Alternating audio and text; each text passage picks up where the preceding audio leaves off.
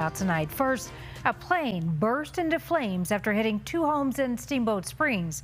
This is Colorado's third small plane crash in just 2 weeks. This one witnessed by an entire neighborhood. And right now we are watching new video of this small plane that skimmed I-25 before crashing. It happened yesterday. The video of the twin-engine plane shows it hitting a road sign before flipping close to a creek bed in Larkspur.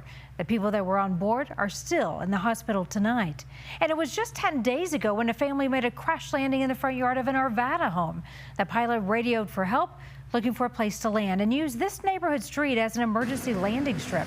The neighborhood helped pull the man, the woman, and two kids out of that wreckage.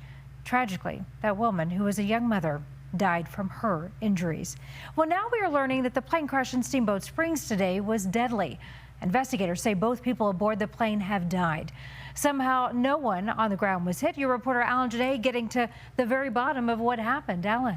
Well, Karen, this was a plane that, according to FlightAware tracking, started in Ogden, Utah, traveled to Vance Brand Municipal Airport in Longmont, and was en route to the Steamboat Springs Airport many call Bob Adams Field. The Cessna 421 Golden Eagle that crashed is a 6 or 7 seat aircraft, but with only 2 on board that the coroner says were a man and woman. In the immediate aftermath in the West Acres mobile home park, fire and fear took over. Flames rapidly engulfed 2 mobile homes. 2 kids who live in the neighborhood, Beyonce and Jose Alegria, pictured here, shared what they saw.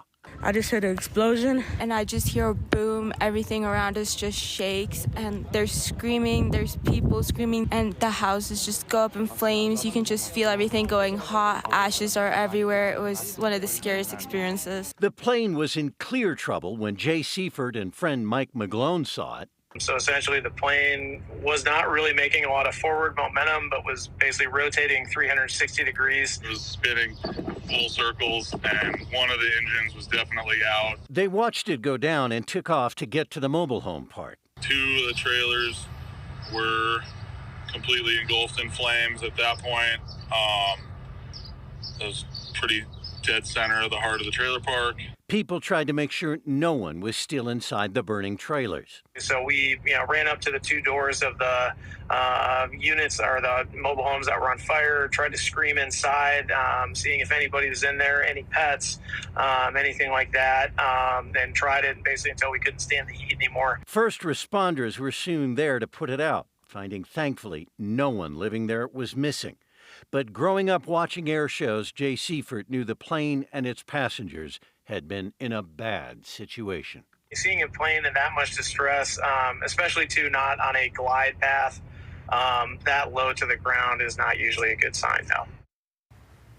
The plane came down between the 2 mobile homes. Another was damaged as well.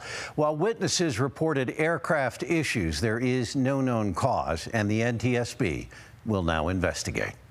Karen? All right, Alan, thank you.